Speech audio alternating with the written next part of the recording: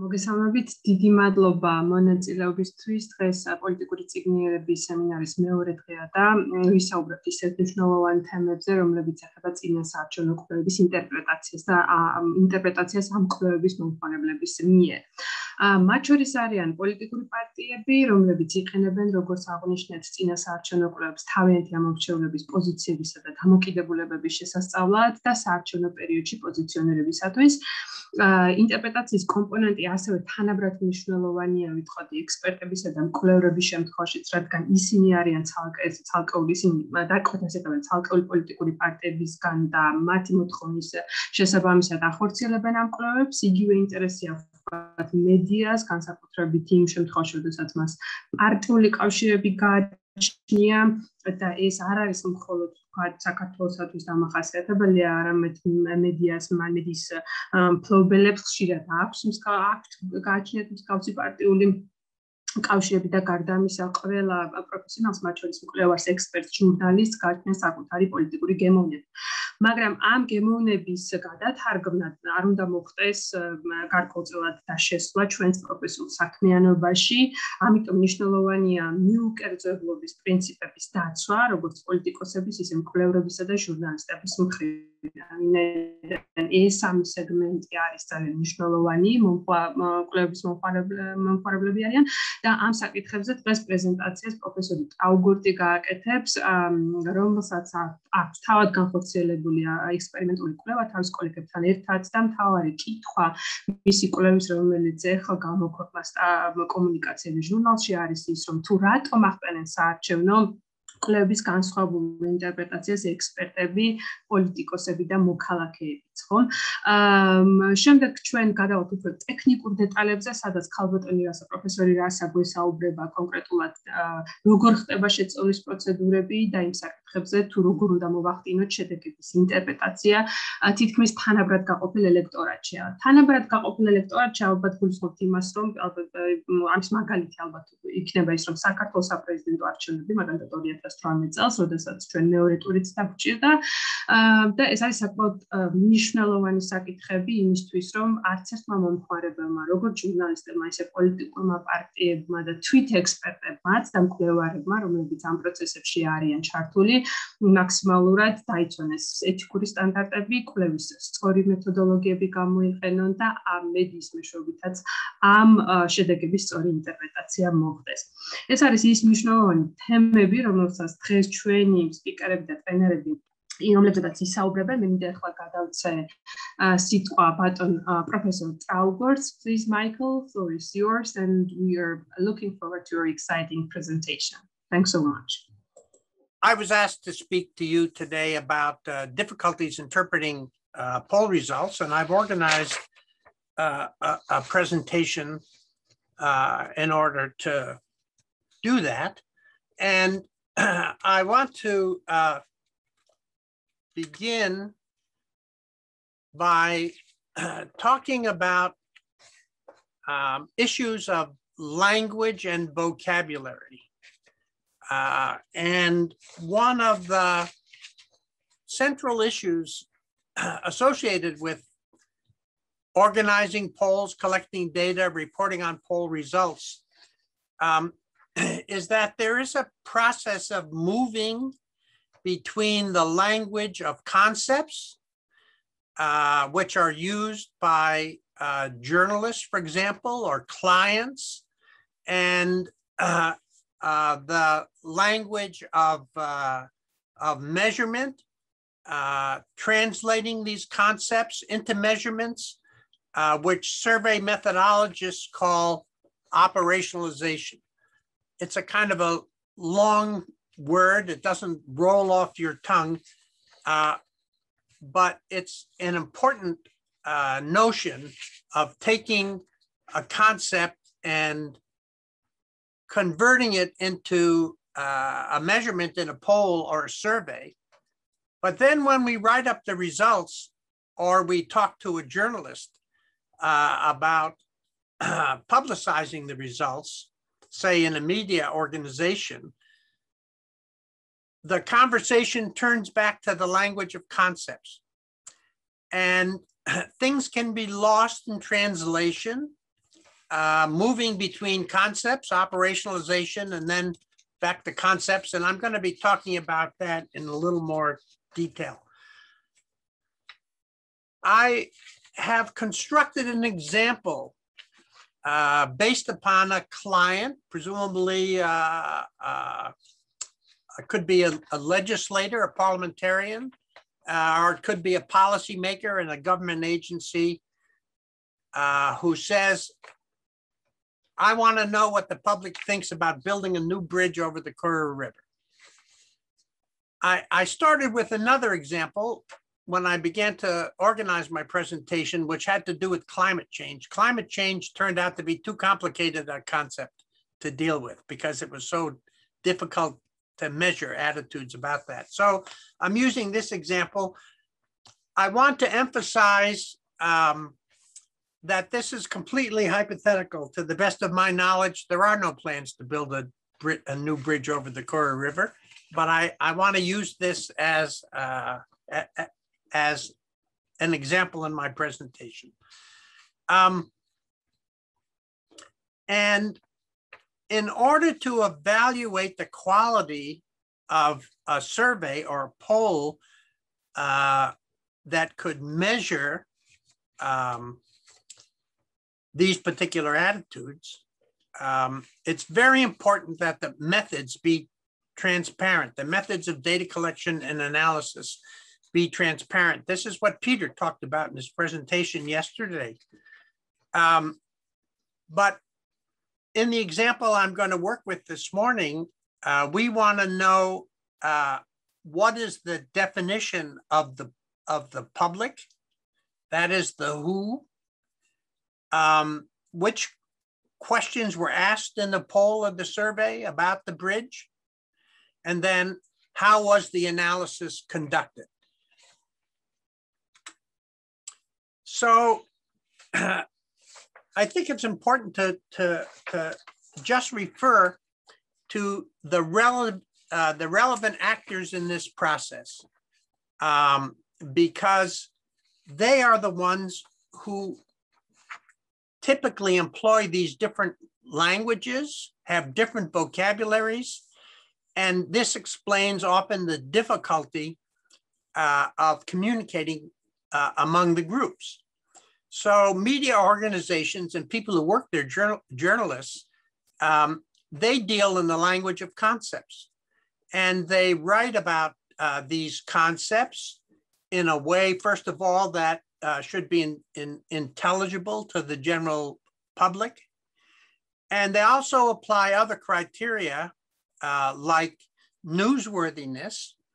So they're interested, for example, in current data, the newest poll results. They don't often contextualize them.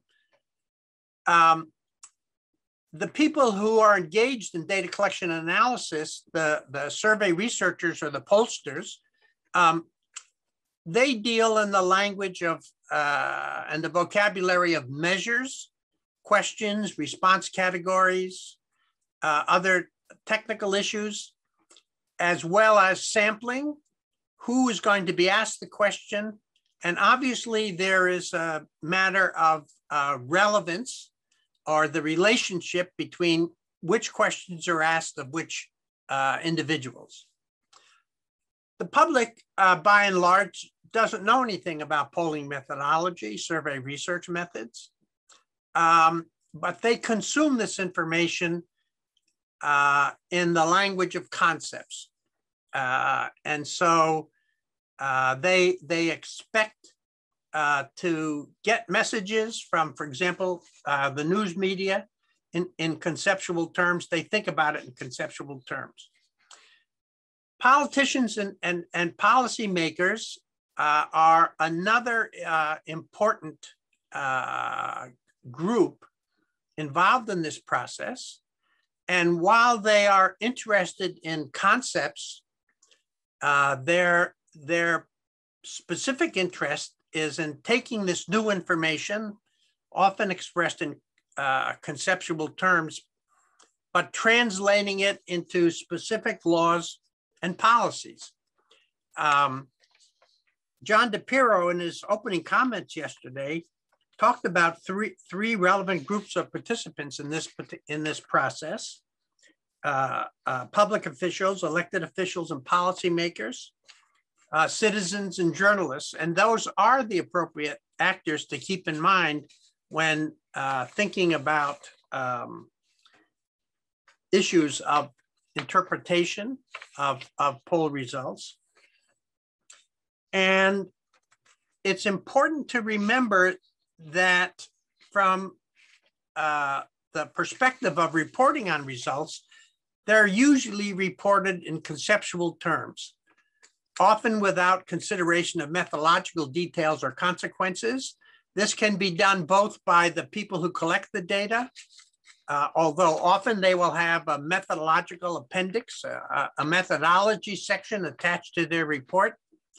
Most people who read the report won't go to the methods section to pay attention to the details. And journalists are inadequately trained to deal with the methodological details of survey research.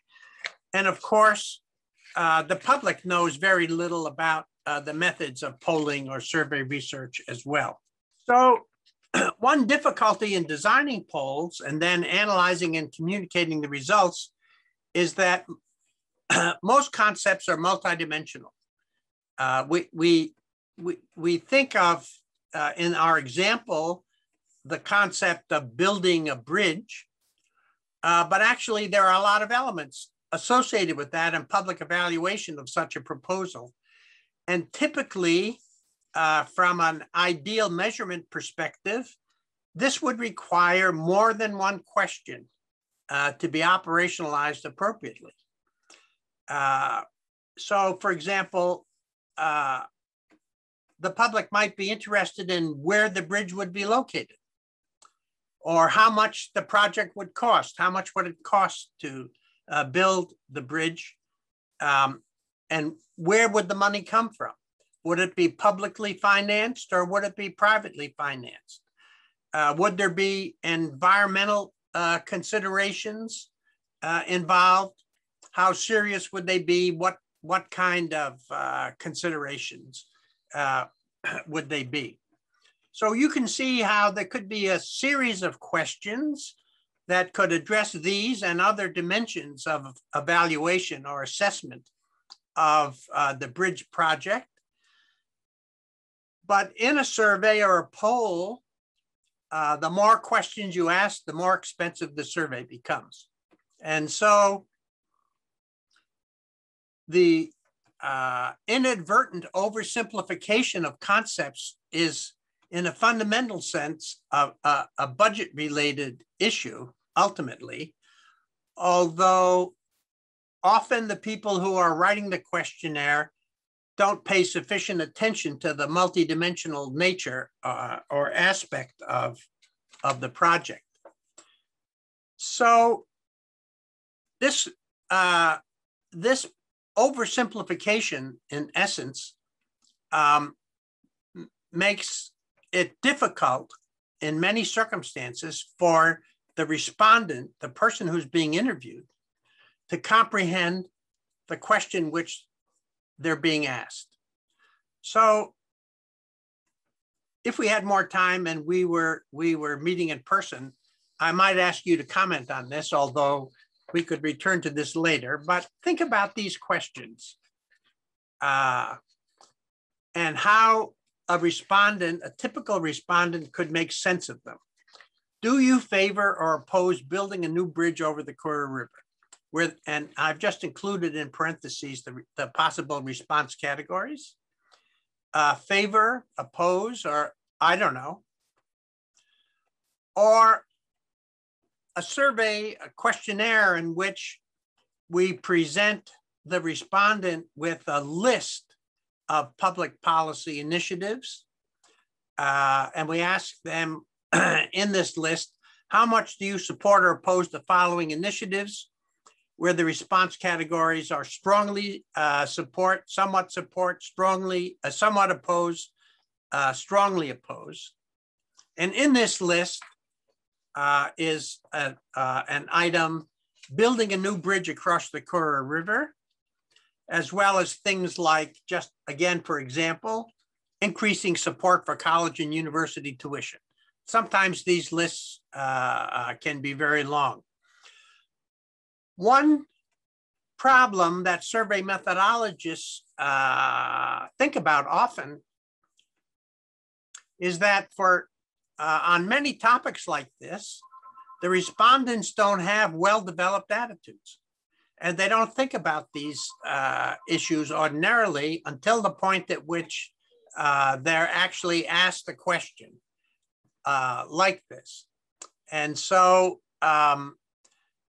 there are questions about what the responses mean for something that, for an issue that the respondents haven't seriously or adequately considered. Another issue is who answered the question. What is, in effect, the definition of the public? You heard yesterday a fair amount of discussion about how to draw a representative sample of the public.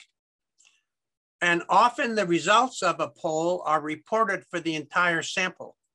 But there are other important considerations for analysis that involve subsets of the sample, subgroups of the sample. For example, people who have different levels of knowledge about the particular topic.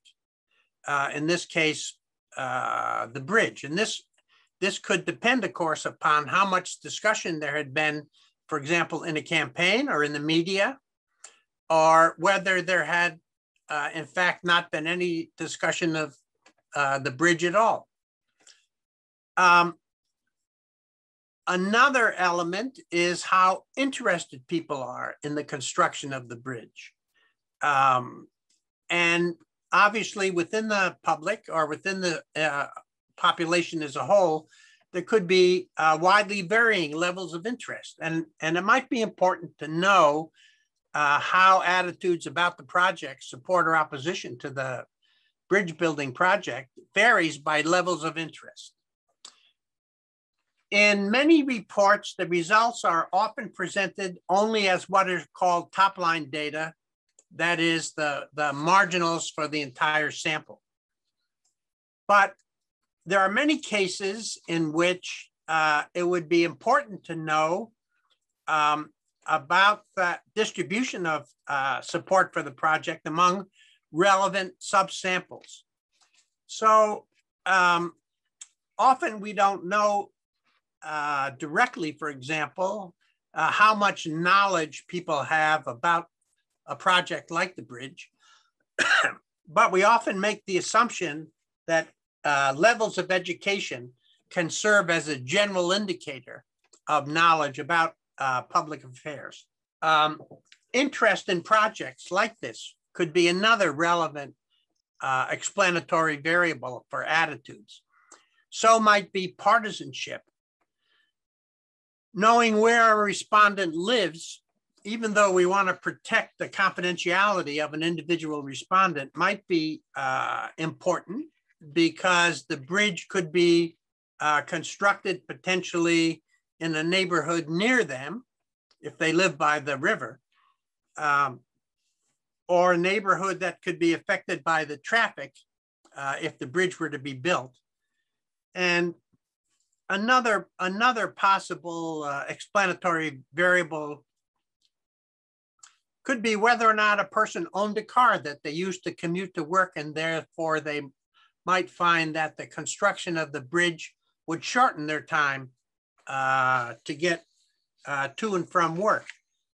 These are just meant to be examples of the way in which the total sample of the public, for the sake of our discussion, and as was used yesterday, the adult population could be subdivided into more useful groups to understand public values and interests about the project. So what happens when people are exposed to poll results? And how interested are they generally in poll results? And some research shows that there are actually two dimensions of public interest in poll results. One of them, which you might think of as kind of a horizontal dimension, is learning what their fellow citizens think about issues. And for some issues that are very salient in the public, of course, there might be a lot of information about what their fellow citizens think. Could be information that's reported in the media, but for other issues that haven't become salient yet, the publication of new poll results is important and useful information. This is a kind of a communication, and in some cases, an entertainment function of the release of poll results. But there's also what you might think of as a vertical dimension to the public's interest in poll results, because in a democratic society and according to democratic theory, elected leaders are supposed to represent the views and the preferences of their constituents. And elections are a very important way in which during the campaign, for example, issues get discussed and members of the public, voters, can use this information to make their choices. But then between elections, there are fewer opportunities for the public to express their preferences, and polls represent an important mechanism by which, if the public is asked appropriate questions, the results of the poll can be used to communicate these preferences to elected leaders and to policymakers. And communicating the results of polls accurately and well is important because it's related to trust in the political system. That is, if the public sees the information being communicated, and they also have a sense that there's a response by the government, that tends to increase trust. If the data are collected and disseminated, but there's no reaction by either elected leaders or policymakers, that can result in lower levels of trust in the political system. And it's also important when we think about communicating and consuming poll results that journalists who generally aren't trained in polling methodology, there isn't, as we say in the United States, a beat for journalists like City Hall or the Parliament that's associated with public opinion. They can't evaluate the quality of polls, and they tend to report any data that are new, generally irrespective of a quality assessment of the poll results. Now, elected officials obviously are interested in public opinion because of their relationship to voters, and they can look for guidance to design legislation and develop new policies based upon poll results. But they also have other sources of information. They have contacts from what we could describe as interested in and knowledgeable elites. These could be lobbyists. These could be strong partisans. These could be people who have a particular interest in the topic and organize letter writing campaigns or social media campaigns. This kind of communication from constituents and organized groups is very important, obviously, to elected leaders and to policymakers, although it may not necessarily be representative of the general public. This is the difference between a letter writing campaign and a poll result in which there's a good probability sample of adults in the population. I want to conclude my presentation by talking about a set of issues associated with how poll results are consumed by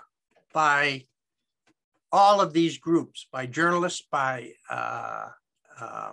elected officials and policymakers, and the public, as a general problem of human nature. When psychologists talk about models of processing new information, how do people react to the presentation of new information? There are generally two commonly used models. One of them is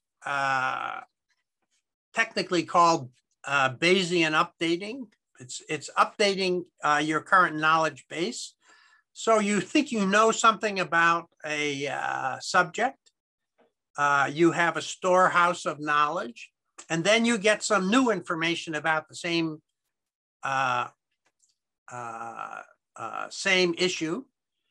And so you alter the content of your stored knowledge based on the new information. A second model, referred to as motivated reasoning, describes the way in which individuals discount conflicting information with regard to what they already know or believe. That is, individuals counter-argue against new information based upon their stored information database, internal database. Because of cognitive dissonance, they don't want to deal with new information and they don't want to change their attitudes or behavior. And one thing that is interesting about motivated reasoning and the research in which it's been tested as a model is that the most sophisticated individuals, those who have the highest levels of knowledge about a particular subject, or for example, in the political realm, those who are the strongest partisans, are the most likely to discount new information, to be able to counter-argue about the new information. They have stronger feelings, they have more information with which to convince themselves about the fault of the poll results, and so they do. And I want to say something about, without getting too technical, about the survey-based experiments that have been conducted to highlight and evaluate this motivated reasoning hypothesis and the corollary about the most sophisticated people. I'm going to report mostly on research that I've been involved with, although this has been replicated in many other studies. And this work I'm going to describe is done mostly with web-based surveys. And there are a number of reasons for that, but one of them is that we use visual stimuli in these studies. And we present the respondents in typically two randomly assigned subsamples, one of two pieces of information that shows a current poll result. So in the upper left of this slide, you'll see what we call a vignette. It's a very small story to replicate a news article, but it has a graph in it that shows a poll that shows Hillary Clinton ahead of Donald Trump 44% to 42%. The other half of the sample would see the same stimulus the headline would say, poll shows Trump is ahead of Clinton by 2 points. The red and the blue lines would be reversed, okay? So in the United States, this is an example of one of the stimuli that we used, a poll showing a tight race, Clinton ahead by a little bit or Trump ahead by a little bit. We've done this work replicated this work in Mexico, which is a multi-party system in which we had 3 different parties leading and 3 different stimuli. Motivated reasoning has been shown to work with regard to policy issues as well as campaign-related polls. So on the right-hand side, you can see 2 visual stimuli which we used in a study in England, which shows public assessments of how well the government is handling the National Health Service. So in the upper graphic, 53% in this hypothetical poll said they're handling it well, 47% said badly. In the other version of the stimulus, you can see 47% said the government's handling it well and 53% badly. So I'm just trying to give you a sense of how the studies are conducted, the use of these visual stimuli, the same result, but switching sides in the presentation. Here are some results from the United States. And the basic assessment that we ask of each respondent for the stimulus that we present to them is, how informative do you think this survey is? How accurate do you think this survey is? How reliable do you think this survey is? Sometimes we analyze these items individually. Sometimes they actually form the 3 of them a good scale. And in the graphic on the right,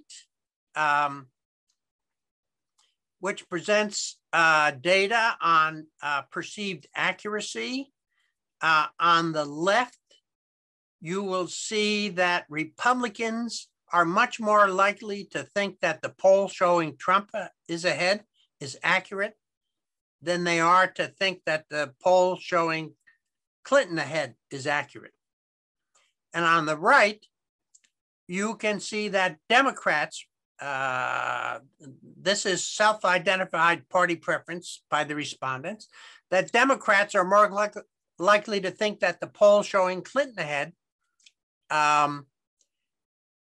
is accurate compared to the poll showing Trump ahead. So there's a perceptual screening that takes place here based upon the beliefs or the attitudes that the respondent carries with them or holds before they're asked the survey question or presented with the stimulus. So let me say in summary that in order to understand and interpret polls, the devil is in the details. That is, you have to know how the poll was conducted. You want to know about the wording of the questions, how the concept was translated into survey content. That also includes information, for example, about the order of the questions, the response categories that were provided, and so on. But only well-trained consumers can evaluate the methodological details as relatively good or relatively poor, right? That means that pollsters can evaluate each other's work reasonably well. Other kinds of survey researchers or academics who study public opinion can do this, but that the evaluation of the details can be more complicated for elected officials, for policymakers, and certainly for the average citizen. Even when there are well-conducted surveys, there will still be filters on how well the information is received the evaluations of the results as accurate or credible based upon the pre-existing attitudes and beliefs that a person holds. This is an issue in the data that I showed you for samples of the mass public, but I'm sure that you're also familiar with conditions in which elected officials have discounted poll results because they suggest, the results suggest that, for example, the public holds a different view than the elected official does. This has consequences for public perceptions of pollsters and the results that they present. It has to do with evaluations of the role of pollsters in the civil society. But it also has this consequences I indicated for levels of trust in the government as well, in terms of how they're reacting to public preferences as expressed in the polls. And as a final point, I just want to emphasize that understanding these relationships between evaluations of poll results among these different groups should temper expectations for how we talk to journalists and to the public about the importance of polling and about the accuracy of the results that are portrayed. So that was my presentation, and I'm happy to take questions. Thank you, Mike. That was really, really insightful and interesting presentation. მეგობრებო, ხომ არა გვაქვს კითხვები? გთხოვთ, შეგვიძლიათ ან ჩატში მოვიწეროთ, ან უშუალოდ თქვენ დასვათ. If there is no questions, then I have two questions. First is more general. What would be your advice to the political staffers and political party members when they are commenting about poll results? In order to sound professional and towards public, and also don't miscommunicate some results towards public. This is one question. And the second one will be, you mentioned the research that even well-trained and knowledgeable experts are more susceptible to bias. This is the finding of the research. But do you know, or have you have any explanation why does this happen? Is it kind of a little bit surprising finding? Because generally those who are knowledgeable, they always ask for greater details about methodology, about concept, about operationalization, and because of also stakes related to their reputation. The first one was about how to discuss or react to poll results that an elected official or policymaker in particular, I guess was your reference, might encounter.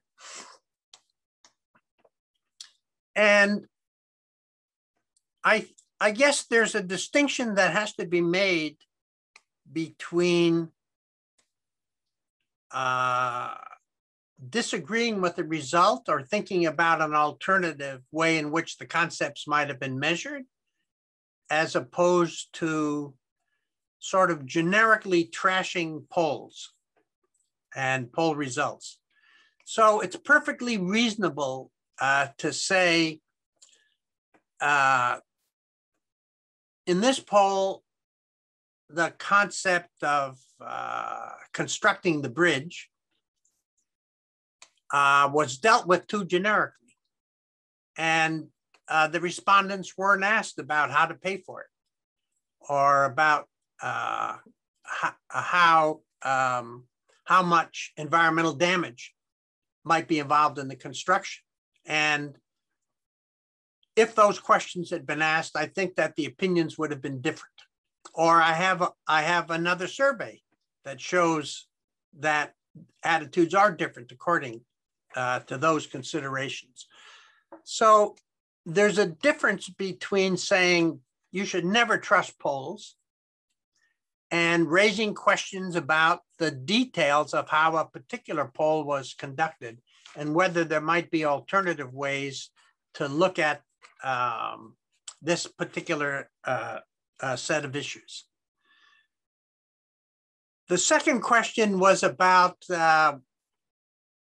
why people who are most invested with a set of ideas about a particular topic are the most likely to counter-argue. And the answer to that, I guess, just lies in the psychological theory or explanation of cognitive dissonance, that people don't want to confront contrary information in relation to views or attitudes that they currently hold.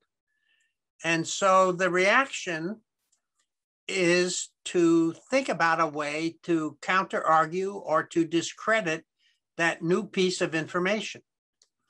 I suppose a psychologist would call it a heuristic. It's a way of dealing with, these conflicting sets of information. And it's just a innate human process. And so one of the reasons I think we need to take this into account is that we shouldn't have unrealistic expectations. For example, about organizing education campaigns. If we teach people more about how polls are conducted, then they'll be more accepting of polls. It's not a matter of necessarily the details of the conduct of the data collection and the analysis of the data. It's more about how the results might or might not conflict with things that they already believe. I might add one other comment, by the way. Sure. It's about the way polls are reported because of by journalists and news organizations. Because of the emphasis on newsworthiness in media organizations, journalists are particularly susceptible to a press release or a press conference or the release of a report about new survey results. And actually, often the stories that they write or produce for television, because they don't have a lot of detailed information about how polls are conducted, involve simply extracting sentences from the report or from the press release. One thing that's often missing from this kind of reporting, which, as I said, is typical, is there's no contextualizing of the results based upon other surveys conducted on the same topic. So we don't often see, for example, news stories that say, this is the same result that was collected in another survey that was conducted a month ago or 6 months ago, right? One reason is that because news organizations are often sponsors of polls, media organizations are sponsors of polls, they don't want to cite data collected by another news organization. So you have these kind of workways of the press that have an impact or a consequence for the ways in which polling data are reported, and therefore what the general public as consumers of this information receive. Excellent. Thanks, Mike, a lot. Peter, would you like to add something? Yes, I think Mike's examples are good examples from those survey experiments. They don't, because they present single polls,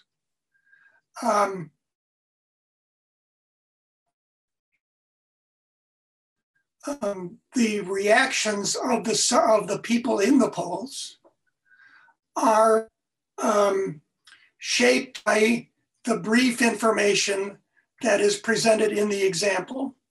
So, for example, in the case of the Trump versus Clinton poll, one might replicate that experiment and manipulate, in addition to the presentation of the results, the sponsorship of the polls. My guess is that if the poll that showed Clinton in the lead was said to have been sponsored by a media organization that typically supports Trump, it would have complicated the inference for the respondents who are judging whether the poll is accurate or not. Similarly, in the case of the NHS poll, or the one that concerned the National Health Service. So it goes back to a point we discussed yesterday. When we, as poll consumers, are looking at the results of any poll, as Mike has just pointed out, the context matters. And the various other polls that may exist and their varying methodologies and sponsorships and so forth give us a different picture than we get from any given poll about which we know relatively little. So it's important, I think, for us as consumers to look at the range of polls on a topic, their sponsorship, their question wording, their samples, etc., so as to come up with a picture that even for people with motivated reasoning may be harder to dismiss than the results of a given poll. It's harder for me to say that polls that poll results that suggest my candidate is not in the lead. It's harder for me to dismiss that if it is replicated multiple times using different methods with different sponsorship and so forth. So this is as Mike points out, a lesson for journalists, which is that they would like, or they typically report the results of a particular poll when it's released, but they do not provide the context within which that poll was done and the other polls that have been done on this topic. Thanks, Peter, for your comment. ხომ არა გვაქვს კითხვები პიტერთან და მაიკთან? თუ კითხვები არ არის, მაშინ მე გადავალ ბატონ რასასთან, პროფესორ რასა ალისაუსკიანესთან, რომელიც ისაუბრებს შეწონვის პროცედურების საფუძვლებზე და საარჩევნო გამოკითხვების ინტერპრეტაცია თანაბარ გაყოფილ ელექტორატში. Please, Rasa. So today I was asked to speak about two topics, about voting procedures, what it is, and do we need it, and when we need it, and another one about also interpretation of election polls, including divided electorate. So first is more technical and will be probably a little bit shorter. And it's like continuation on what I was talking yesterday about the sampling. When we talk about sample, we need to know if we have, when we made the poll, when we are like politicians, like consumers, when we get the data results of the poll, how accurate the sample was, and is it really showing results of the target group of people we are interested in. In this case, we need some criteria to define a good quality sample. Again, as I talked yesterday, the sample should correspond to the universe. It means, let's say, voters of Georgia or voters of Tbilisi or whatever we are interested in, by most important and measurable values. Usually there are age of the respondents, gender, region where they live, type of settlement, village, town, city, education, occupation. These are the main social demographic variables which we can use for comparison of the sample with the total universe, with the population, with the target group we are speaking about. But this is not an exhaustive list. It might include other than social demographic variables like lifestyle, consumption patterns, media usage, various. The problem is that we need to be sure that the definition of the frame of all population is complete and up to date. So do we have good enough source like national statistic, electoral list, which we use for comparison, which we use for creating the sample? Another question we should ask, like consumers of the poll, like politicians, what kind of sampling procedures were used? As we talked today, it can be probability sample, when every voter or every individual have the same probability to be included in the sample, or we used quota sample, where we predefined how many men, women, people of certain age will be interviewed. It's very important. So we need to know, is really our sample is like a drop of blood in the blood test, or it's something else? It's how it differs from the body. Also, there can be systematic errors in the sample and non-systematic. To avoid systematic errors, we need to know, are there any barriers in reaching some groups of the population? Let's say geography, like people living in the mountains or far away, can be some politics. Let's see, now we have some strikes, we have some political, let's see, protests in Georgia due to hydroelectric station. And can we do polling in this region or not? Are there any language issues? Let's see, are we using minorities languages in the polling, or are we asking only in Georgian? And various of these things. It might be that we are excluding from the poll some groups of people because of their definitions, not accidentally. Also the question is, are some groups of population less responsive than others? And they may be underrepresented in the poll. Sometimes it's political reasons. As Natalia mentioned yesterday, that might be some people who, let's say, support extreme parties or very small parties are afraid to tell about this and they keep quiet, they're not responding. All these factors are very important. When we use telephone interviews, also we have individuals with several SIM cards, several numbers.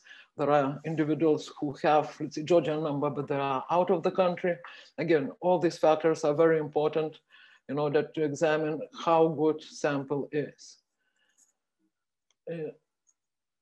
So when we really are getting the results of the poll, we also should take into the consideration non-response and refusals. So what really share of people who were contacted during the polling refused to participate or just didn't answer some questions.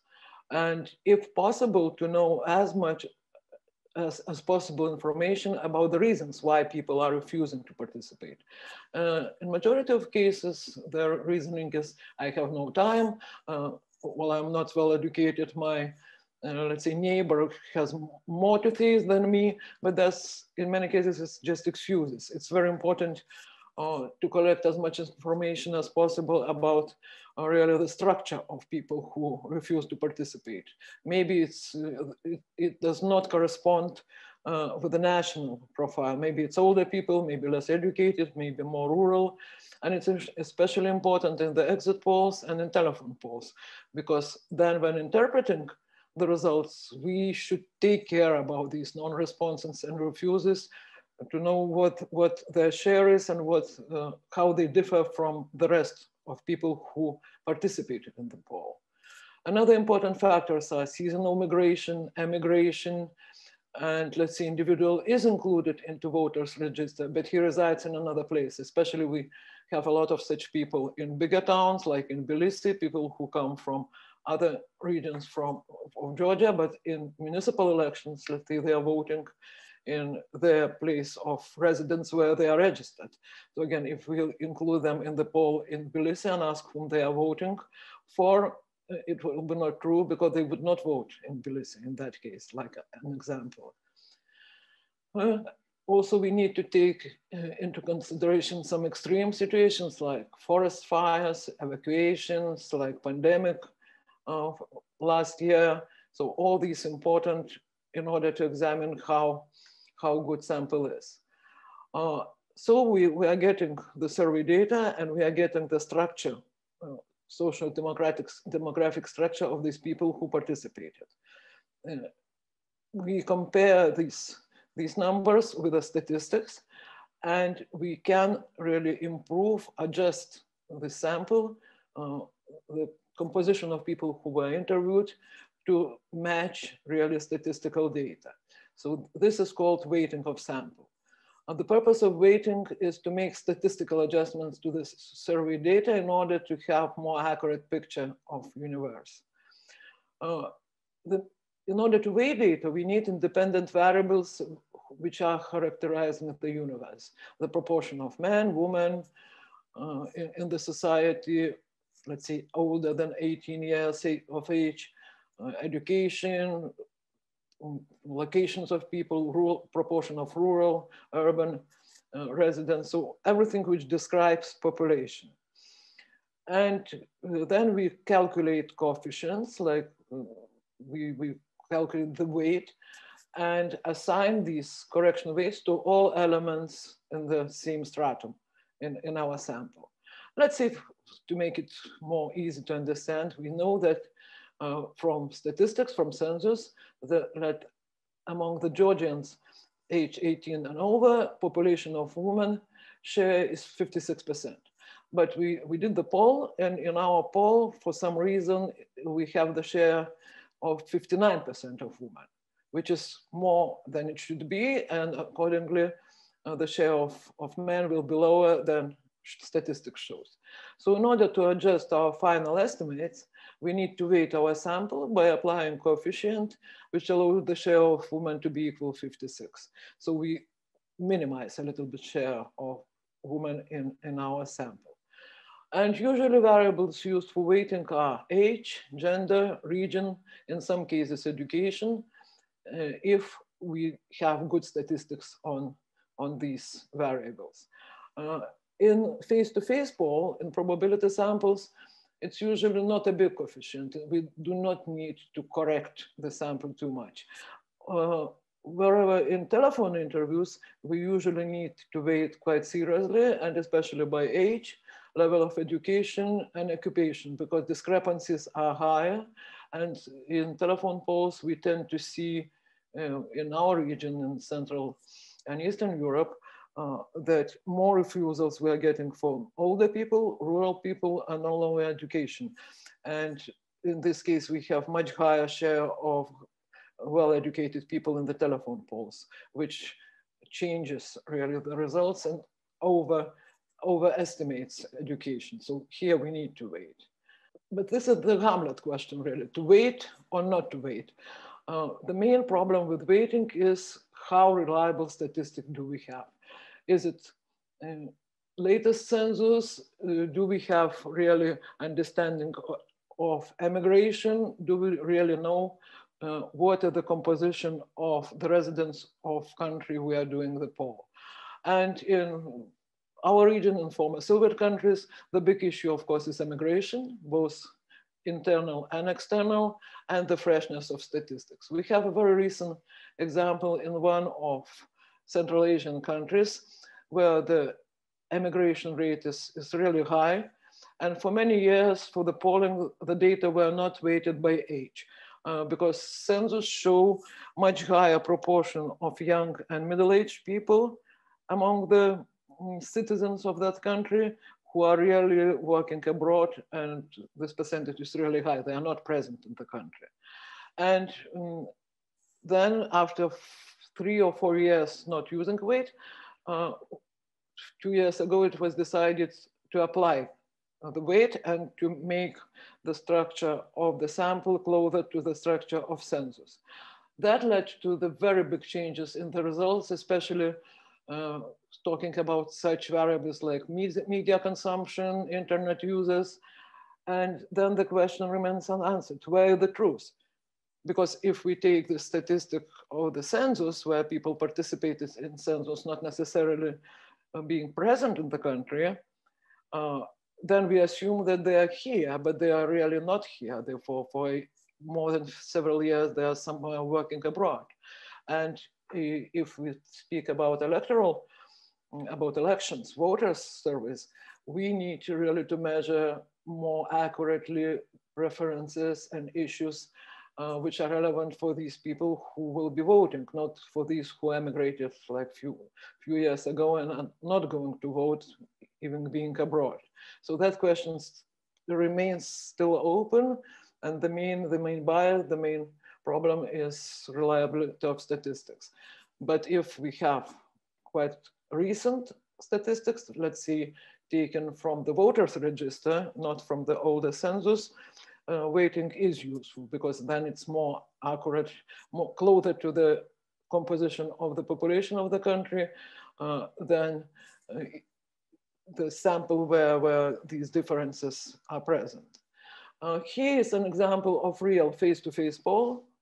It's conducted by personal interviews in one country recently, and we can compare what the composition of real raw sample, like when weighted data was, then comparing it with statistical data with the census data, and how we apply the coefficients, and we got the weighted data, which are closer to the real statistical data. We see in the first column on weighted data, the discrepancies were really very, very small. They were not very, very high.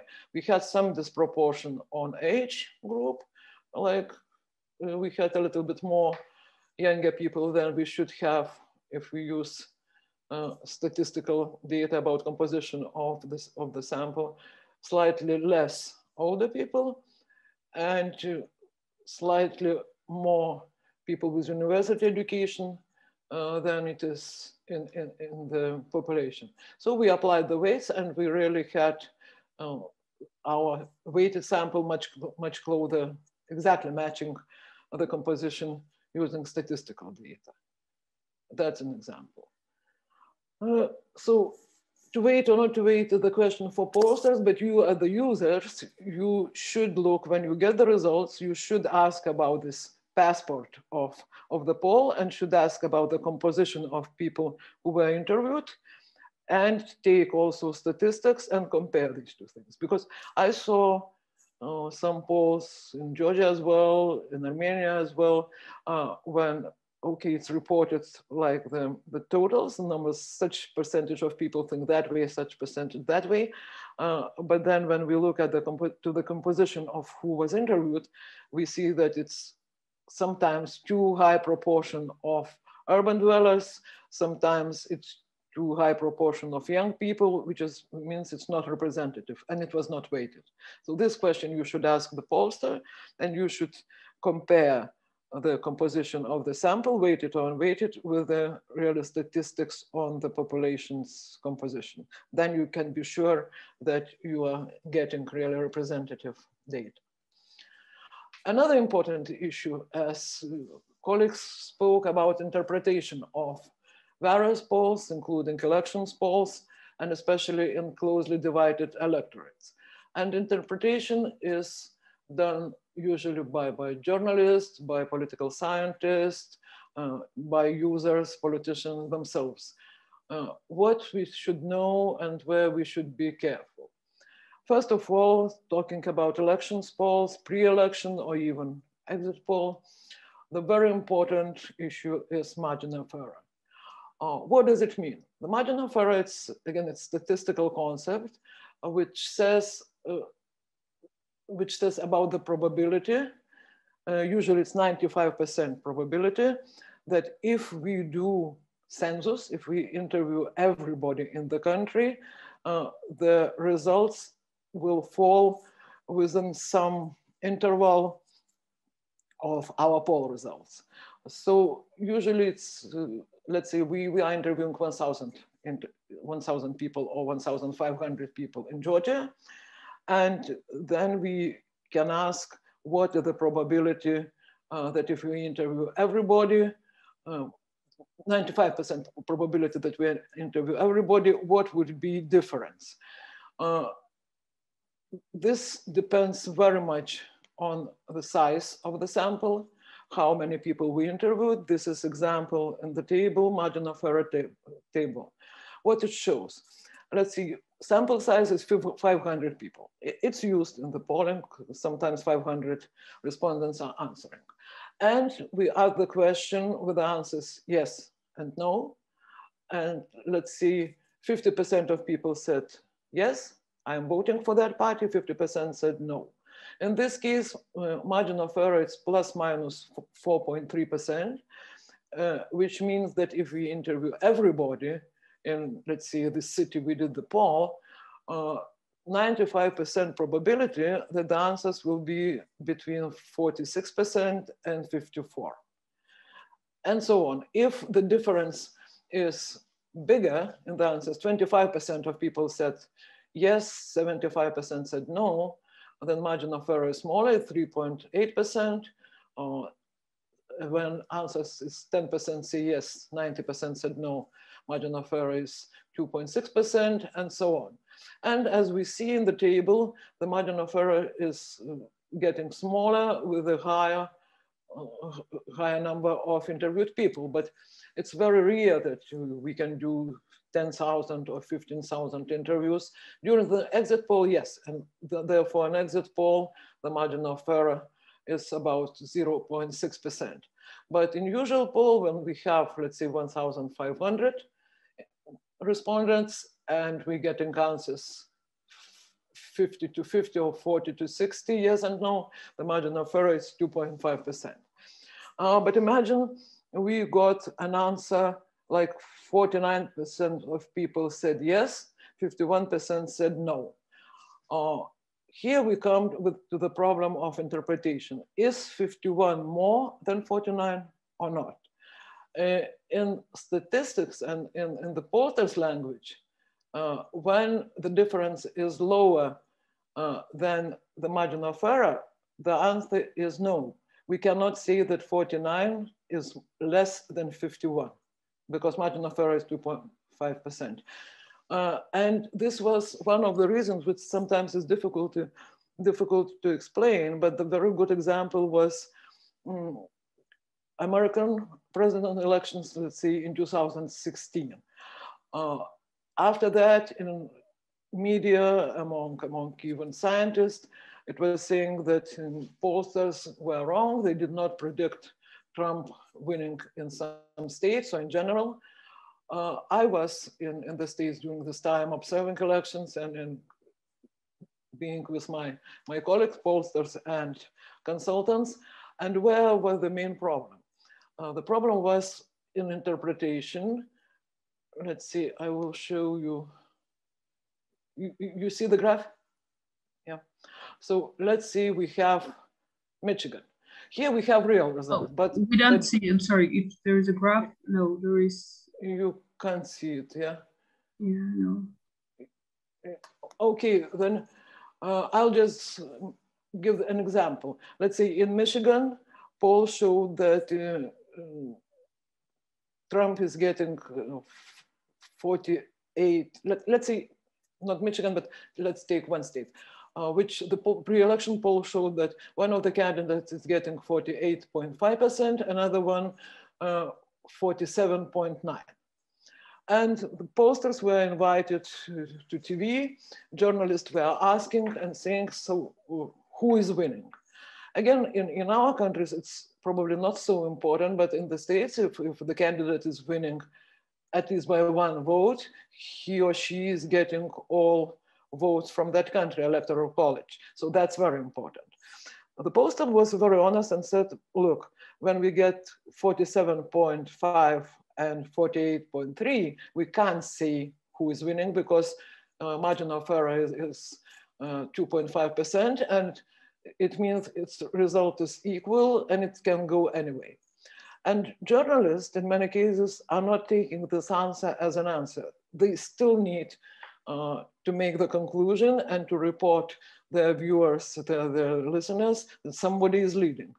Again, many of them do not have mathematicians or statistical education, and they cannot understand that 48 is not more than 47 in this case. It's even. So pollsters were honest. They say, we can't tell who is winning. Commentator, interpretator were saying, anyway, 48 is more than 47. So the candidate with 48% is winning. And they made an assumption that this candidate is getting so much electoral votes, he or she is winning this state. And many of these assumptions then were summarized, and conclusion was made that, let's say, in that case, that Clinton is winning, because she was assigned in these very closely divided states, like 0.5% more of votes than her opponent, which was not true. Conclusion should be that we can't say. And if this difference is lower than margin of error, the answer is no, we don't know who is leading. And that's very important for politicians to understand, because you can make sometimes wrong conclusions and wrong predictions when data, hard data, are not supporting this conclusion. I had an example from our country when we were working with one politician whose background was physics, and it's precise, really science. So their party got support of 1.5% of voters in one of pre-election polls, and the margin of error was like 2%.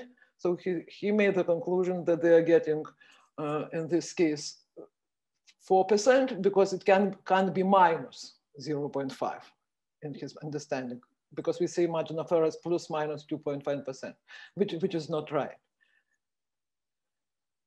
Another important thing when we are interpreting election polls is the question of allocation of undecided voters. Again, in our region, we see quite often that this allocation is done automatically. What do I mean? I will show you Georgian example and why it is wrong. Let's see, these are real results, old results from August. So because you are party's members, please do not start criticize the numbers or complain, but this is the illustration. We have two questions. If elections are held this coming Sunday, which party, if any, you would vote? And then we have the question about the second choice. So if this party for some reason is not available or something changes, which would be your second preference? And we have people's choice. But here, what I want to show, the important part is on the bottom, like 16% of people said don't know, 9% of people didn't answer, and 6% said none. So these people didn't name any party. For the second choice, it's even higher. Okay, so here we have the data from all voters. Then we can divide them into likely voters. So we ask people also, if there are elections, are you going to participate? Are you going to vote?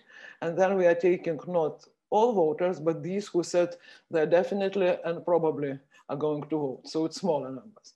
But still among them, we have 3% who said none, 15% who said don't know, and 8% who said no answer. So in general, we have 26% of people who didn't name any party. And we need to look who they are. Are they different from people who select some of the parties? The composition, their age, where they live, their education, or their profile looks the same as for some parties. So it might be that due to ideology, due to their values, they would choose some party with higher probability than another. But it's rarely done. And in many cases, then the pollsters or politicians themselves, they just cut these people from calculation. And what happens? I did it to show how it changes. If we just cut these people, 3% of none, 15 of don't know, and 8 no answer, we just take them out of equation. So we proportionally add percentages to every party. But the higher percentage the party initially has, like here we have Georgian Dream, let's say a national movement, the higher proportion we allocate to that party. So our assumption is that these people who didn't decide which party to vote, they would prefer the same parties which others who already made the decision prefer. This is wrong assumption, because if they already prefer leading parties, they would say so. Why they should jump and support leading parties out of nowhere? Usually they don't know because they don't like leading parties, or they don't like any parties, and they just think about whom to vote. And these are these who are going to vote. So automatic allocation really improves standing of leading parties, but its assumption is wrong. Assumption is that they are the same as the rest. If we want to recalculate and we want to decide which parties these people can support, we need one more variable, like negative ratings. We ask people which party you would not vote under any circumstances. Again, we have the same parties here among most often mentioned as we have in the previous slide. So it means these are most popular, but also these are attracting most negative emotions.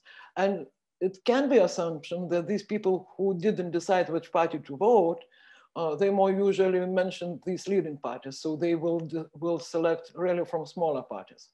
So modeling and special calculations should be done to assign these undecided people to some parties, but not to do it automatically as it in many cases is done.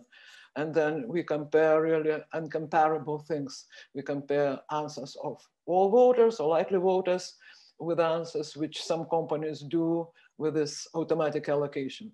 And I saw this in Georgia in many cases. So just for politicians, be careful when you compare such things. Another thing which is important, just maybe as Friday evening and also this was long week for everybody, just to look at some not so often examined and commented things like social psychology, because again, in the polls, it's usually is dealt with like demographic description, like variables age, gender, education, occupation, location of people. But we know, as I said yesterday, that for the decision making, three really factors are very important. It's rationale or awareness, information about the things we are talking. Let's see, in this case about elections or parties. Then there are emotions. Do we like or dislike somebody? And then there is behavior. Are we going to act in accordance to our emotions and rationality, or we are going just to complain in Facebook and not to go to vote? So social psychology is very important because lifestyle, people choices, the media they use influence their decision. And again, Georgia is a very good example about really very multi-culture and multi-psychological country. Not every country is the same. There are some very homogeneous countries where really lifestyle or psychology of people do not differ so much regardless where they live, on the seaside, in the mountains, or let's say in the rural area or in the big town. And in such countries like we have Armenia, like this example, we have Lithuania, we have Belarus, where it's bigger differences between really cohorts, age groups, young people and older people, than among people who live in different parts of the country. Georgia is a very good example of different segmentation, and in every region, in every part of Georgia, there are some differences, which really you know better than me, but I know this from our numbers. So I want you to show some example on how different people are in their psychological really features in various parts of Georgia. Here we have psychographic map, we call, and the axes are optimism and pessimism. Here we have share of optimism from 0 to 100%. And here on the bottom, we have share of activism, like these are passive people from 0 to active people on the right from me, on that side, 100%.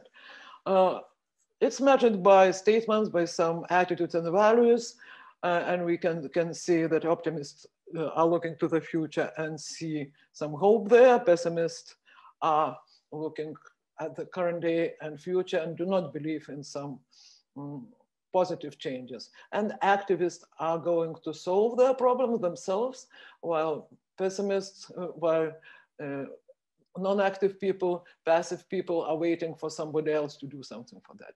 Here we have a picture how it looks in various parts of Georgia. Country average show that people are slightly over the medium in optimism and slightly over the medium on the activism scale. We can see they are moderately optimists and moderately active. They're not, more than half are not waiting for, let's say, politicians or somebody else to solve their problem, but they are going to solve them. But this is country average. In this case, country average is like average temperature in the hospital, because we see very different picture in different regions. And outstanding is in Czatardza, where people are less active and much less optimistic than people in some other regions. And we have Guria here, where people are much more optimistic and slightly in the medium of activism. Tbilisi, as any capital, is usually more active, even if not more optimism. Samegrelo is also more active here. It's like an example. Why it's important for the elections, let's see, and this is data from several years ago, it's not most recent. There are some changes. Why it's important for politicians. You organize your campaign in any region of Georgia, and you need to talk with your electorate. So here you have optimists and activists. I can show another graph, which is the same really picture as before, but with deeper segmentations. We have active optimists. So these people who believe that if there are any obstacles, they can be overcome, they can be changed, and they are ready to take actions to do this. Passive optimists are these who believe that solutions are possible, but they are not taking action. They wait for somebody really to take actions for them. Passive pessimists, they do not believe that it's possible to improve things, but they are not doing anything. And active pessimists, these who are also do not believe that something will be done and will be better, but they are also complaining, they can be protesting, so they are activists, but on pessimist side.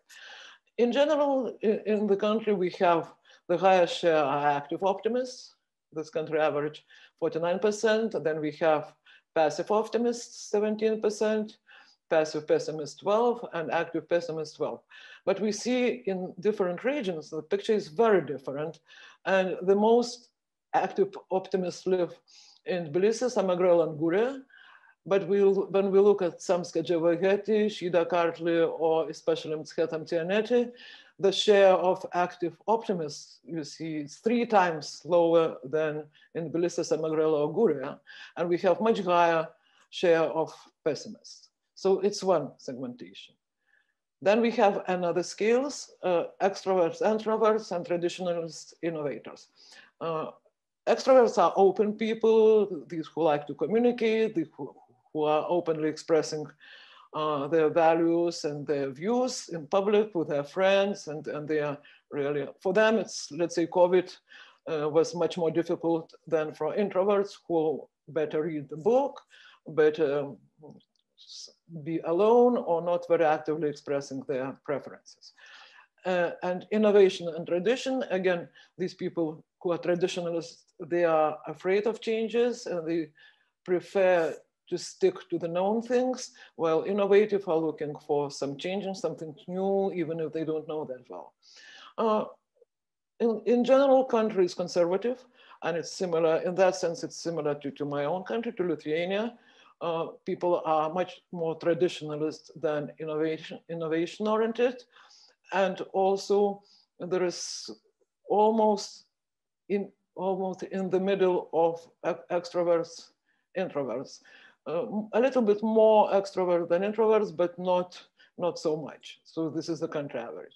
Again, if we look at the different regions, we see schetamtionality much more traditional than other regions, together with Shida-Kartli, and also near the medium of introversion and extroversion.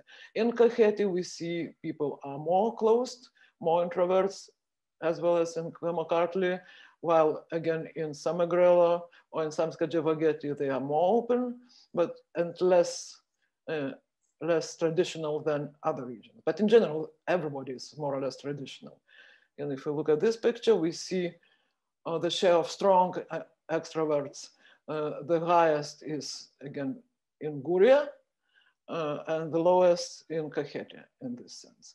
And the share of introverts is highest in Adjara and in Kakheti, and the lowest in Guria. Why these social psychological profiles are important? They are important in interpreting the polls. Let's say that if we see that people in schetamtionality, or let's say in Kakheti, are more close, more introverts and traditionalists, it's probably that they will be inclined to vote for the new parties, or they will be more reluctant to answer our questions. And really for politicians, interactions with them, campaign in this region is different than in Guria, or let's say in Shida-Kartli, where people have different psychology and different way of behaving. So I wanted to show these examples, like showing that not only social demographic is important in interpreting the poll, but also social psychology, values, and the way people prefer to live. So lifestyle and their psychological portrait for understanding and interpretation is very important. And the last thing, which is also discussed quite often, more in media, but sometimes with politicians as well, question, does publication of poll results influence voter decisions? Sometimes politicians and media people complain that by publishing ratings, you inform public that some parties are leading and some are getting less support, and that means that then small parties are suffering. This is like egg and chicken dilemma, really. If the influence would be really significant, that would mean that these undecided people, or these people who are choosing in the poll smaller parties, would change their mind, and majority of them would stick for the leading party, which not happens. Smaller parties are still getting their voters, and these voters can be angry that their parties are not so popular as the bigger parties or leading parties, but they are not losing because of publication of results. They are not losing their supporters. They usually, in highly contested polls, even it can really stimulate their voters not to stay at home, but go and vote to support their party. So that would be my main conclusions. And if you have some questions, yes. Sure, please. I have a couple of questions, and also I see the raised hand from Teona. Let me switch to Georgian. Rasa, thanks for this interesting presentation. Thank you very much. It was really something. I was a bit intuitive about my country, who is more optimist or pessimist or something like that, but to see it on figures and graphs, and it's more helpful. Thanks for that. So the first question starts from Vano Kechakmadze, and I will ask in Georgian. უარების განაწილების შემთხვევაში იყენებთ თუ არა ალოკაციას, რომელიც ვლადებით. მეორე შეკითხვა. შეწონვისას გარდა დემოგრაფიული პარამეტრებისა იყენებთ თუ არა სხვა ცვლადებს და მესამე შეკითხვა რამდენად აისახება ფსიქოლოგიური განწყობები არჩევნებზე, რომელზედაც თქვენ ეხლა ისაუბრეთ. მე მგონი თეონასაც აქვს აწეული ხედი და თეონა შეკითხვაც შევაგროვოთ და შემდეგ უკვე შეგვიძლია ქალბატონ რასას რომ მივცეთ რომ გვიპასუხოს. ხო თეონა, წარმოადგინეთ თქვენი თავი. გამარჯობა, მე ვარ თეონა ჭალიძე, პარტია სტრატეგია აღმაშენებლის პოლიტსაბჭოს წევრი და სოციალური მიმართულების ხელმძღვანელი. პირველ რიგში მადლობა ორგანიზატორებს ამ ორდღიანი ღონისძიებისთვის და მომხსენებლებს განსაკუთრებული მადლობა. მე შეკითხვა მექნება და სასიამოვნო იქნება ჩემთვის თუ რასას გარდა მაიკი და პიტერიც მოისმეს ჩემ შეკითხვას და თუ ჩათვლიან საჭიროდ და რაიმე მოსაზრება იქნებათ ამაზე მიპასუხებენ. მე ჩვენს ქვეყანაში განსაკუთრებით და ძალიან მაწუხებს და მაინტერესებს კვლევებში რომ ნაკლებად არის ასახული შემდეგი ასე ვთქვათ ასპექტი. კერძოდ ჩვენ ვართ ჩვენი მოსახლეობა არის სულ 3,700,000 საიდანაც 1,000,000-ზე მეტი ადამიანი არის სოციალურად დაუცველი სტატუსის მქონე და მათი დიდი ნაწილი არის პირდაპირ დამოკიდებული სახელმწიფო სოციალურ დახმარებაზე, ანუ მათი არსებობა ყოველდღიური საკვები პროდუქტის შესაძენი თანხა, ასე ვთქვათ, ხო არის დამოკიდებული ან სხვა სოციალური დახმარებები უშუალოდ სახელმწიფოზე. ანუ ეს ადამიანები არიან გარკვეულწილად მოწყვლადი ჯგუფი და შეიძლება ითქვას, რომ ასე არის გამეფებული ჩვენთან სტერეოტიპი, რომ სწორედ სოციალურად დაუცველი სტატუსის მქონე ადამიანების დიდი ნაწილი არის სახელმწიფო ზეგავლენის ქვეშ და მათ აძლევს მხარს, მათ უჭერს მხარს. თუ რატომ ეს გასაგები არის, ვფიქრობ. და აი ამ კვლევებში ხოლმე არ არის ყოველ შემთხვევაში ჩემთვის არასაკმარისი არის ის, რომ არ არის დაკონკრეტებული სწორედ აი ამ ჯგუფის მიერ გაცემული პასუხები და თქვენი აზრით უნდა იყოს თუ არა ეს ერთ-ერთი მნიშვნელოვანი ცვლადი და როგორ ფიქრობთ შეიძლება თუ არა რომ ამ ცვლადის უგულებელყოფამ გარკვეულწილად საბოლოო შედეგებზე და გაზომვა როგორ ხდება აი ამაზე გარკვეული ცდომილება და ზეგავლენა მოახდინოს თუ არ იქნება ეს სათანადოდ გათვალისწინებული. მადლობა. თეონა შეკითხვისთვის. Rasa, Peter, Michael, I think this Teona's question from the party of strategy builder was a dream. So,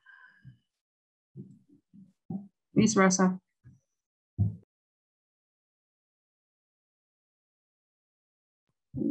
We can't hear you, Rasa. I think you should unmute. If you can also repeat in English because I didn't hear in English. So. Okay, so let's repeat Teona's question. Or okay, Teona asked you. There is a situation in Georgia like this that people, I mean, the voters are socially insecure people, unprotected, and there is a huge number of this because of our economic conditions, because we're a developing country, and we have unfortunately such amount of the population, and generally during the elections these people vote in favor of government because they receive some funds from the government and they are dependent on them, and this variable and this factor seems to play a role in kind of skewing the support of these people socially insecure and like vulnerable people towards the government. And Teona is wondering whether this factor is addressed while drafting the questions or producing the polls, how this sample of population or the part of the population are included and surveyed during the pre-election poll. So this question is towards you and towards Mike and as well as towards Peter. Okay, if I can answer about Georgia, that what we talked yesterday, that the sample should be representative, first of all.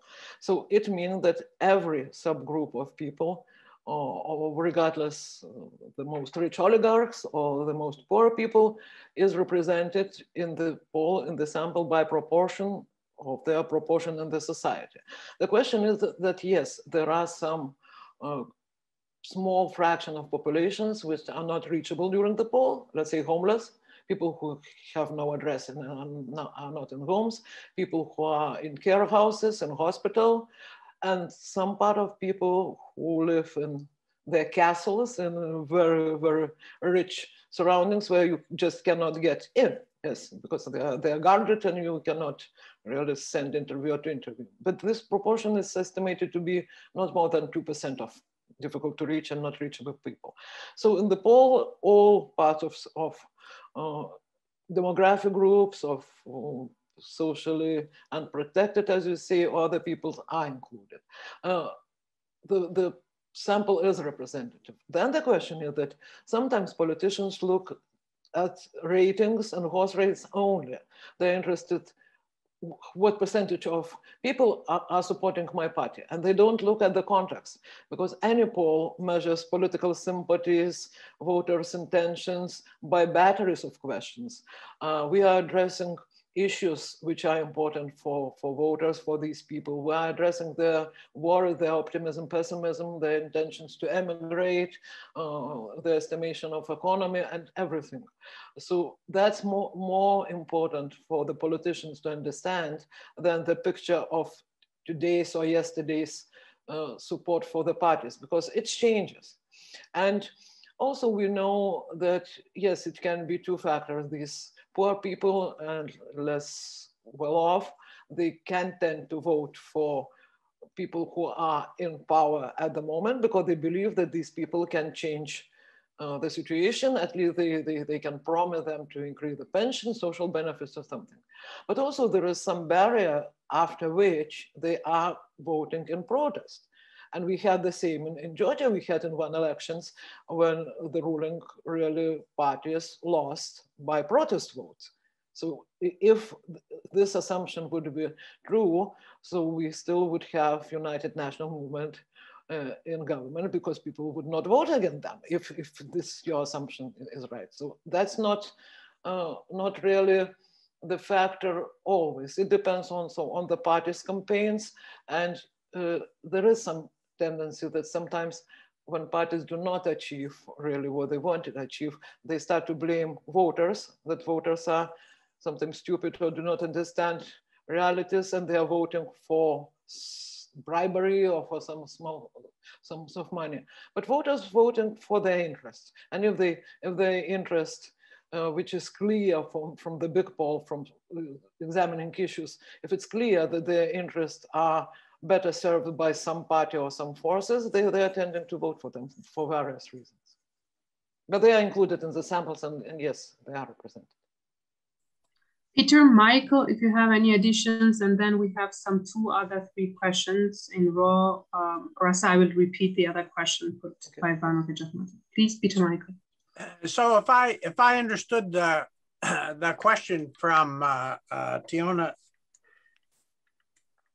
this is a relatively large segment of the population. 1 in 7 is about 14 or 15%, but they might not be well represented in the typical sample for a variety of reasons. First of all, that have to do with access.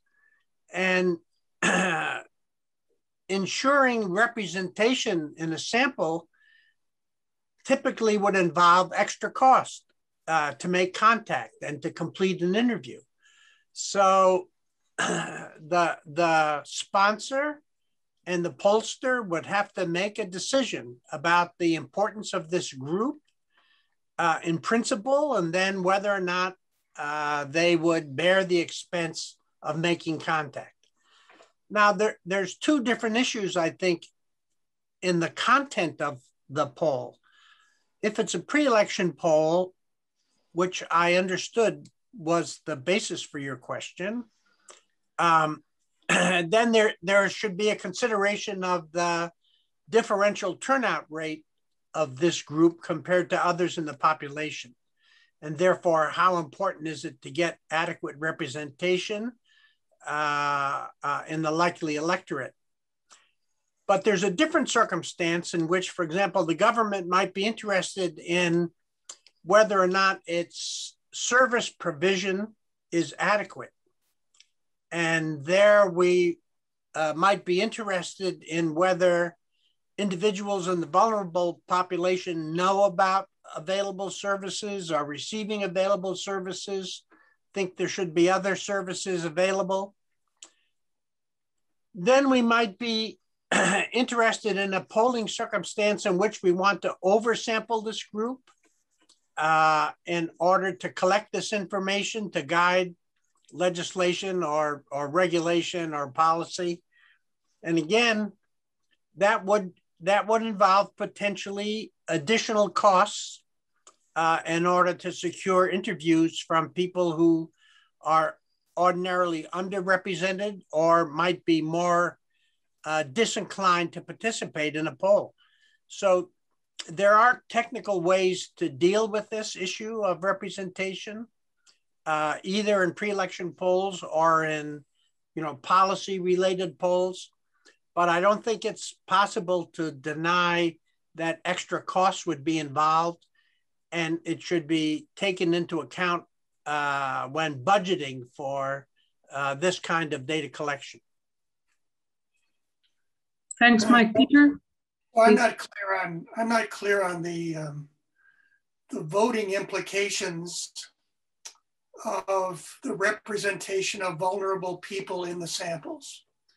So one would like to know, what is the likely turnout for vulnerable people versus non-vulnerable people? And the answer to that question would determine the extent to which I would like to invest more in the measurement of the vulnerable folks, trying to find them and so forth. But if it was determined that vulnerability is highly correlated with party support, then it would be important to measure vulnerability through questions in the poll and to analyze the data that you obtain by cross-tabulating vulnerability and non-vulnerability against voting intention. And it would be important, if there was a correlation, to make certain that we have some way of ascertaining whether we have achieved an adequate sample of vulnerable people. I assume there are proxy variables in the national statistics that could be used for the purpose of ascertaining the quality of the sample and then doing weighting, as Rasa has explained, to correct the sample if the percentage of vulnerable people was not adequate in the achieved sample that has been drawn. But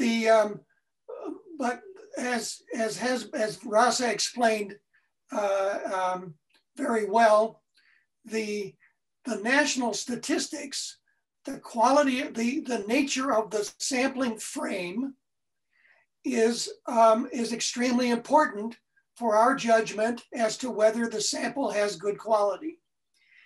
And so the frame that is used for telephone surveys, for example, may only include telephone numbers, which are linked to aggregate measures of demographic characteristics for the regions in which those phone numbers are being sampled. And so the correction that can be made to a telephone sample may not be especially good as compared with a face-to-face sample. But I want to raise one more question, one more issue that goes to this question of the adequacy of samples.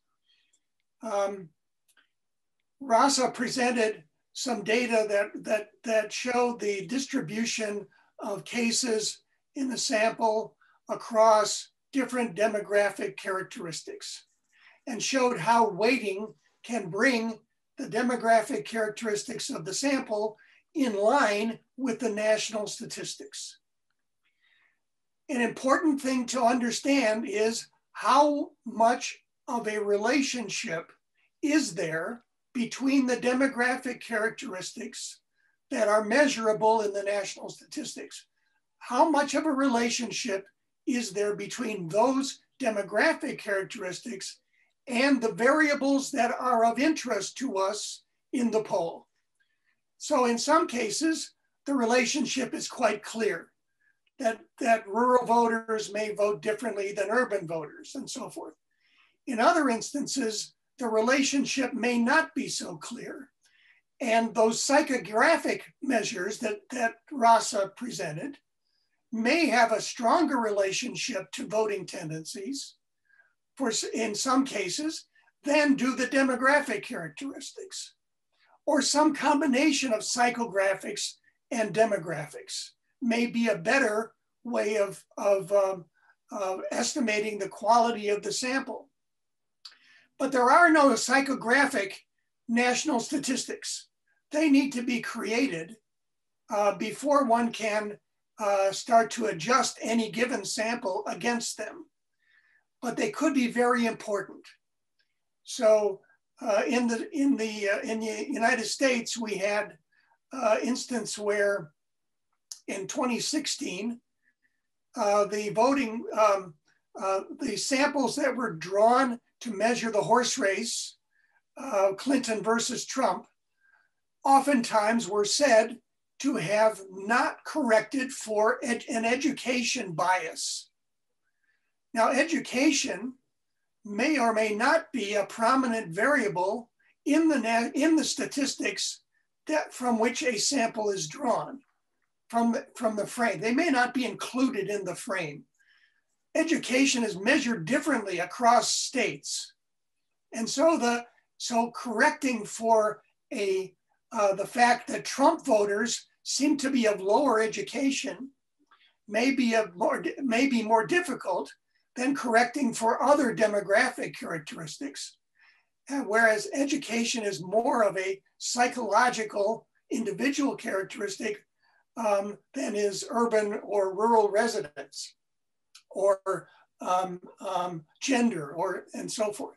So I guess my point is that we can correct a sample to match the national statistics which are available to us.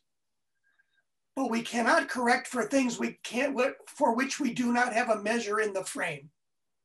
And those things may turn out to be useful or predictive of voting behavior.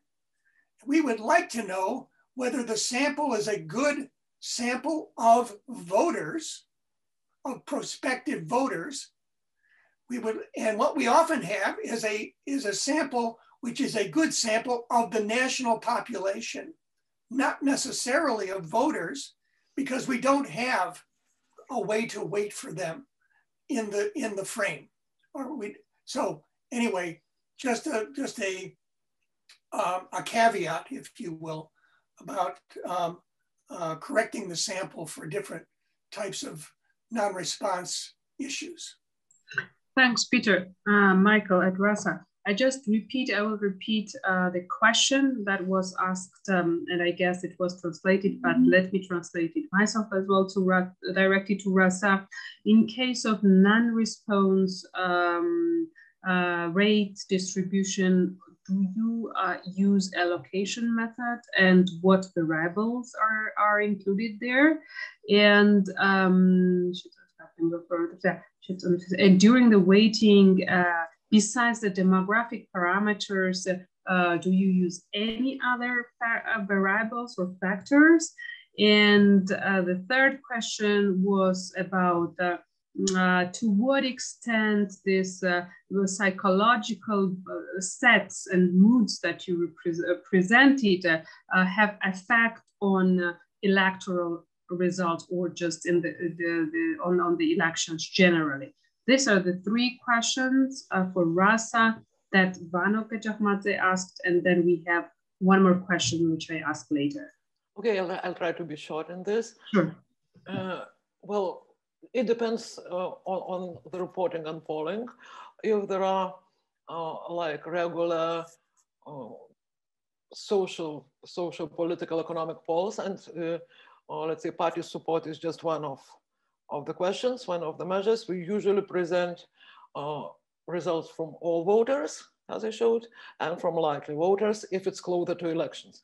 We usually do not do likely voters estimation if it's 2 years before the elections, because it's too far away, and the intentions can be very, very draft. But if it's closer to the elections, we ask whether you are going to vote or not.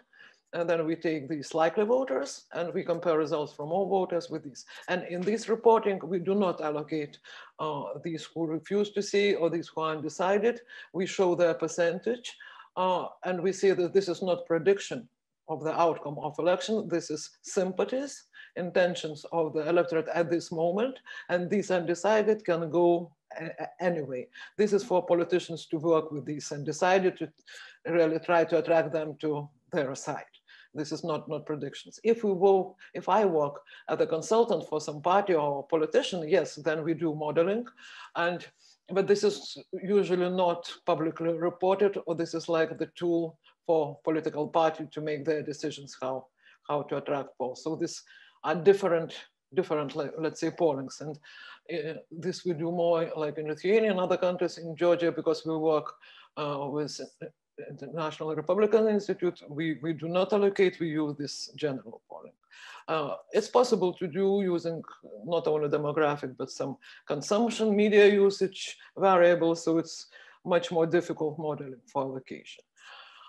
So this first and second question, the same. And the third question about psychographic, yes, it's not only interesting to look at the psychology of your own fellow people, but also it has really very good empirical and practical implications, both for marketing, let's say, and for policies, because depending on the psychology, on people's openness, closeness, activity, preparedness to act, you should use different strategies to reach them and to sell them either product or to sell them ideology or party program, which is the same selling process. And yes, differences in these psychological profiles have direct impact on voting behavior, how they respond to the campaign, how they respond to the messages.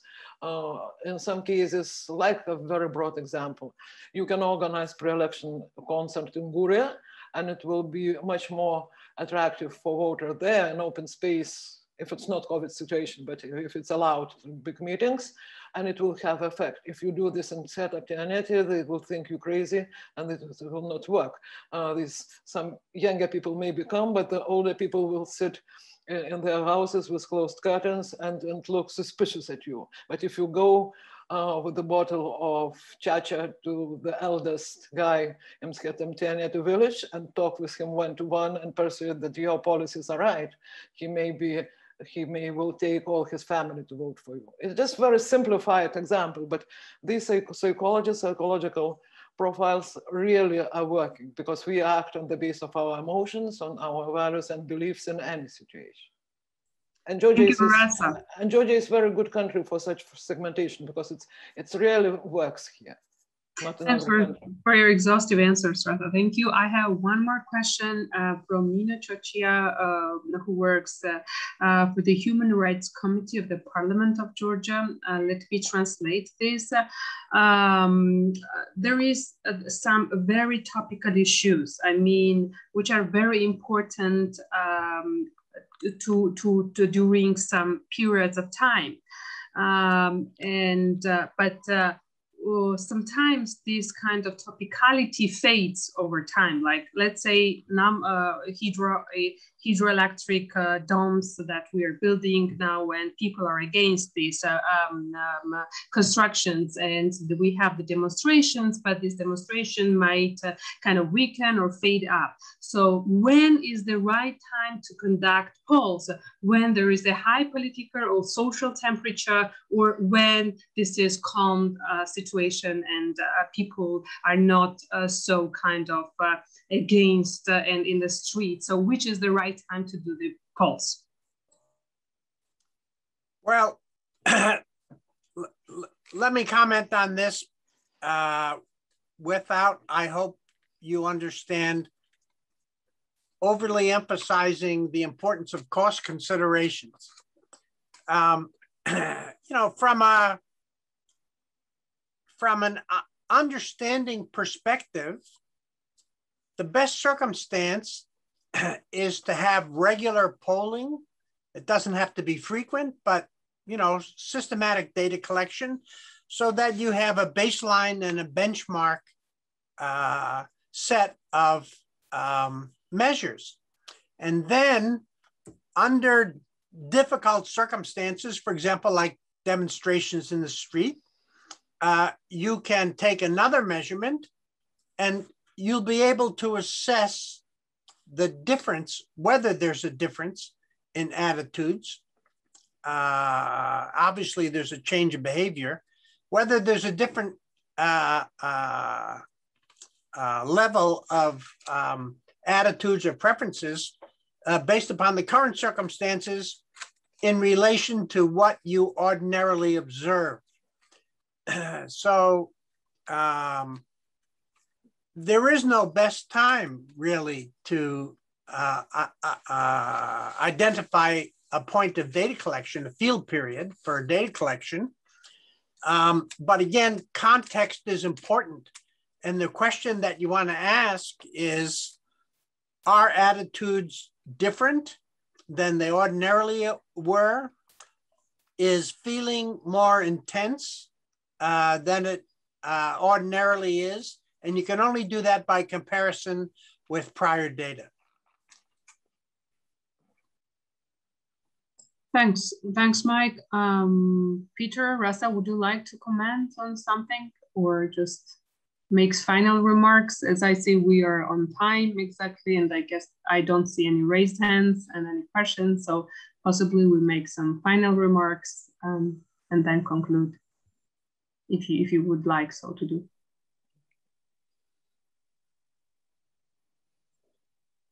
No? I think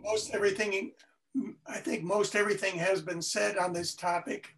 I thought the two presentations were very helpful in laying out a number of the issues that that pollsters face and consumers of polls face in attempting to use polls for the various purposes that they would like them for them to be employed. I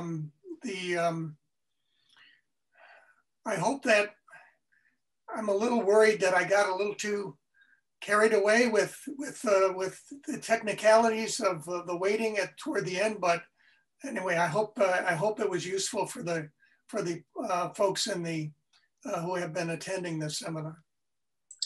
Thanks. Thank you so much, everyone. დიდი მადლობა პოლიტიკური პარტიების წარმომადგენლებს, პარლამენტის თანამშრომლებს, ჩვენ სპიკერებს, ჩვენს მხარდამჭერებს და ორგანიზატორებს ამ ღონისძიების. ჩვენ გავაგრძელებთ ამ სერიას. მომდევნო სემინარები არის განკუთვნილი ჟურნალისტებისათვის, ხოლო დასკვნითი სემინარები კი ამორჩევლებისათვის, კონკრეტულად კი სტუდენტებისათვის. დიდი მადლობა კიდევ ერთხელ და იმედია კვლავ შევხვდებით. დიდი მადლობა აირაი საქართველოს მხარდაჭერისათვის, and thank you very much. Hope to see you again. Thank you.